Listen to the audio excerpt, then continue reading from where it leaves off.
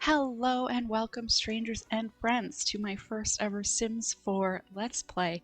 I was so excited to play with the Dream Home Decorator pack that I decided to record this new series. So I've updated my Sim self to add some COVID weight and some likes and dislikes, and I've also added our rescue dog Sable. She'll be coming home in a few weeks and we're very excited, so of course I had to make the Sim version of her. And because she's coming with her name Sable, we are here in Sable Square of the beautiful Brindleton Bay. I haven't played in this world a lot since, much closer to when Sims 4 Cats and Dogs came out. And I do actually quite like the general aesthetic they were going for of like the seaside town. But of course, Max's builds, the houses are a bit atrocious. So this one in particular has this tiny galley kitchen in the corner, a full bath, and then these two large living room, dining room with inlaid carpet tile. And then the upstairs is basically one open bedroom. They currently have sort of a desk area on the one side. So I think we're going to try to make this a two-bedroom house because the main floor is definitely big enough for it.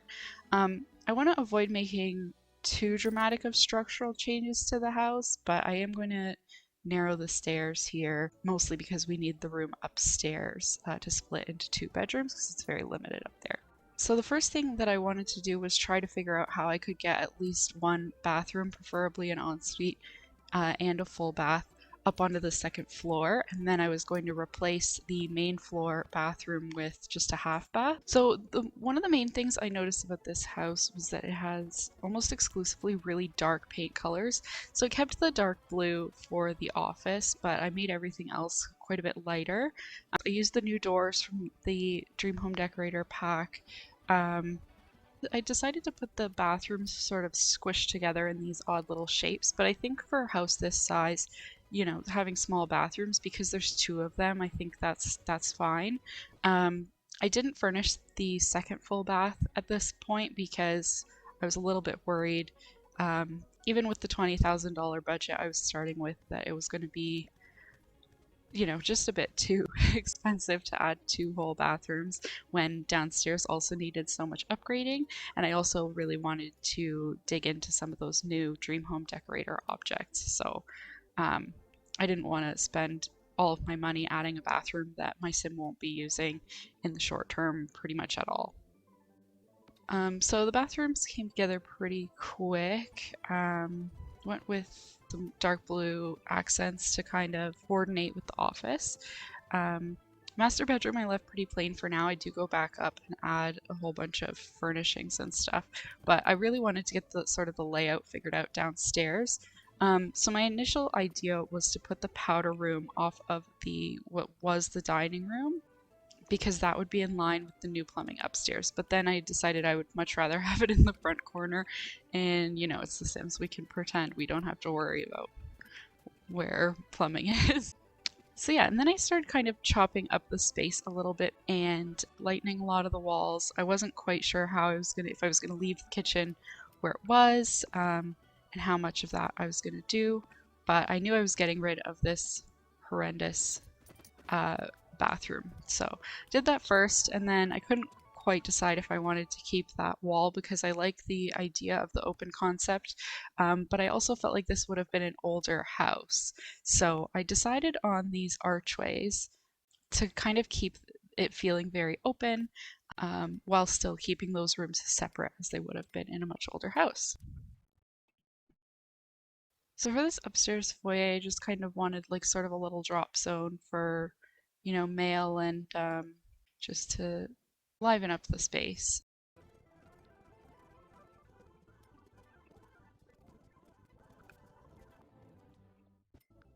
Yeah, I was originally going to use these columns to help hide little wall imperfections because I don't like that it juts out next to the stairs there. I also wasn't going to change the fireplace, but I decided to anyway because I didn't feel like the modern fireplace really fit the house.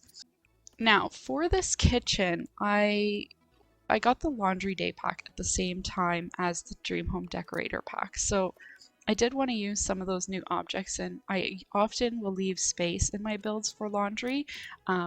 but I just wasn't really in the mood to get the laundry day pack until more recently, especially with Dream Home Decorator. Like, I wanted to see if there were laundry room renovations that we could take on, and just sort of, I know that there's a lot of sort of more country style decor in it that I might want to use in some of the builds. And I am pretty pleased with the laundry day pack. I do feel like it's a little bit overhyped, but it is a very good pack.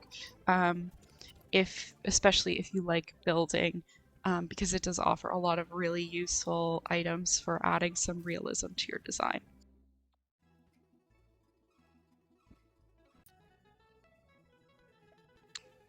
So with this hutch again, we're plagued with the issues of having slots that should be big enough for some of our clutter objects that were not. I eventually got frustrated and switched to upstairs.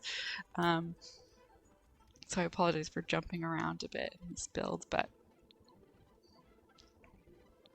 so I was originally going to try and keep a lot of the furniture, especially for upstairs, because I wanted to keep it very simple, as if I was just sort of starting out, because obviously my sim is at the beginning of the young adult stage and has just moved into this house. But then I got a bit too excited about the new objects, and I just said, you know what, let's take advantage of that sort of accidental budget that we have, and play with some of the new objects, familiarize ourselves before we jump into the career. So I really like this new desk with 2 levels. It does have the same slotting issues that we see with pretty much every object.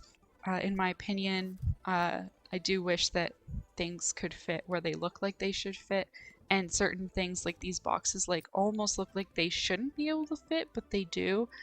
So I just kind of wish there was a little bit more consistency there, but overall really happy with the new bookshelf and desks that came with this new pack.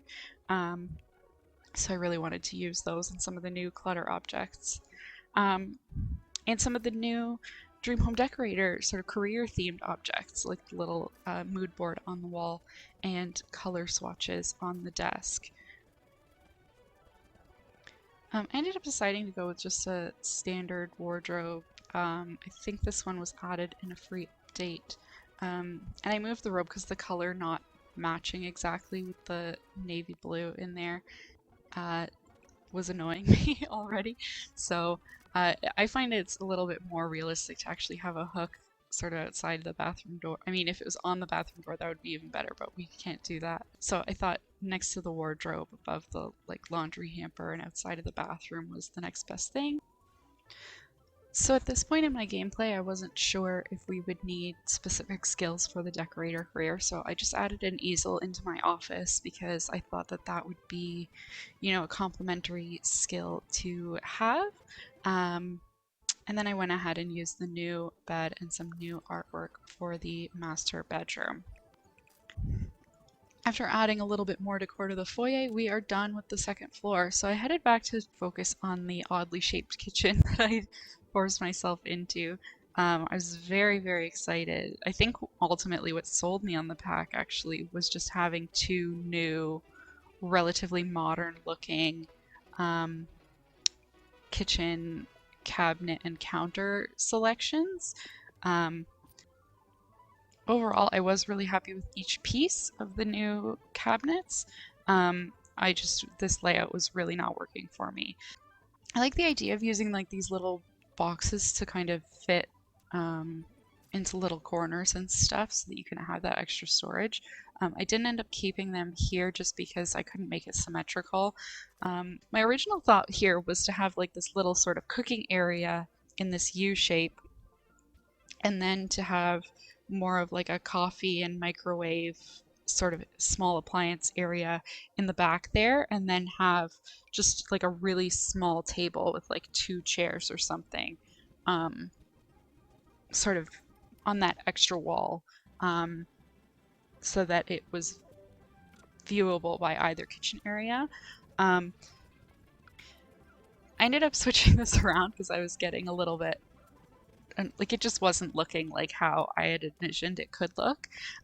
So I decided to move the laundry room and then just kind of give the kitchen a little more room to breathe and have it feel like a more cohesive space rather than split into these different areas. So for the little eating area, I did use one of the new tables. I like that it has the rounded corners. It makes it feel a little bit less cramped. And then I wanted to use these like more open back chairs. So I decided to kind of add like a little extra half layer to the cabinets just because they felt like they were too high on this middle wall height setup. I also wanted to check if there was a slot on the top of the cabinets. I figured there wouldn't be. There wasn't, so so I ended up using the shelf trick to put it exactly where things would need to be to kind of sit on that top corner, because you know I do like when the end opens for the glass, and you can kind of see inside it, but it does mean you can't put two over one another to change to make the illusion of a different height. But it ends up looking really good, and it didn't really bother me that it looks a bit like a cutout of the cabinets in that corner, because I just kind of fill it with some clutter. Unfortunately, the layout of this kitchen didn't have a great spot for the garbage bin, so I just kind of tucked it away into the laundry room, which, you know, in real life would be rather annoying, but I don't think it'll be too bad for Sims gameplay. I mean, ideally you would be able to have the garbage in a kitchen cabinet, you know, like under the sink, but we can't do that. So for now, it'll have to go in the laundry room.